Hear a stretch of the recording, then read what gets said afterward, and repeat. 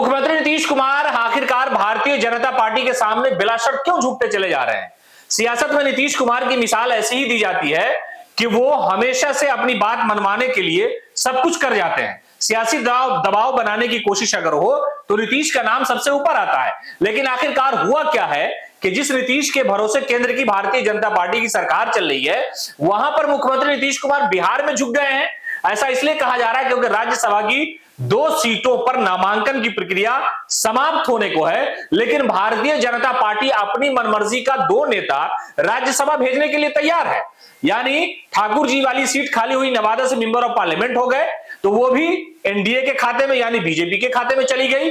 और दूसरी सीट मीसा भारती की खाली हुई, वो भी एनडीए के खाते में चली गई। और भारतीय जनता पार्टी इन दोनों सीटों पर अपने ही उम्मीदवार भेजने जा रही है। लोग ये कह रहे थे कि जनता दल यूनाइटेड की तरफ से एक ना कोई तो जाएगा, लेकिन आखिरकार ऐसी क्या बात हुई, नीतीश कुमार को सियासी तौर पर क्यों इतना झुकना पड़ रहा है बिला शर्त समर्थन देने वाले मुख्यमंत्री नीतीश कुमार के साथ? सियासी तौर पर क्यों ऐसा हो रहा है? क्या आगे की कोई डील है या अभी नीतीश कुमार इस डील में फेल कर गए हैं, इसलिए भारतीय जनता पार्टी सियासी तौर पर उनके साथ चालाकी कर रही है? और 2 सीट खाली हुई राज्यसभा की, इन दोनों पर भारतीय जनता पार्टी, एक पर तो उपेंद्र कुशवाहा का नाम फाइनल है और एक पर जो है मंथन जारी है। और भारतीय जनता पार्टी बस कुछ देर बाद उस सारे मामलों को लेकर के क्लियर कर देगी और मुख्यमंत्री नीतीश कुमार की जो सियासी शक्ति है उस पर लोग सवाल खड़े करने शुरू कर दिए कि देखिए नीतीश कुमार शायद झुक गए हैं।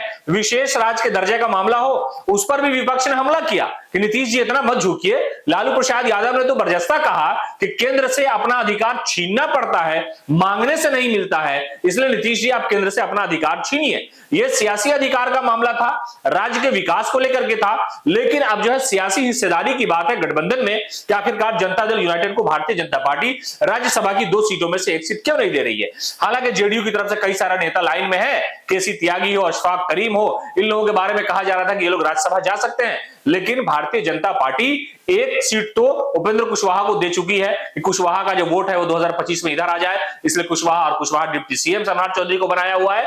तो कुशवाहा की राजनीति आसपास एनडीए घूम रहा है और एनडीए ये चाहता है कि कुशवाहा का जो वोट है वो एनडीए यानी नीतीश कुमार और भारतीय जनता पार्टी की तरफ आए।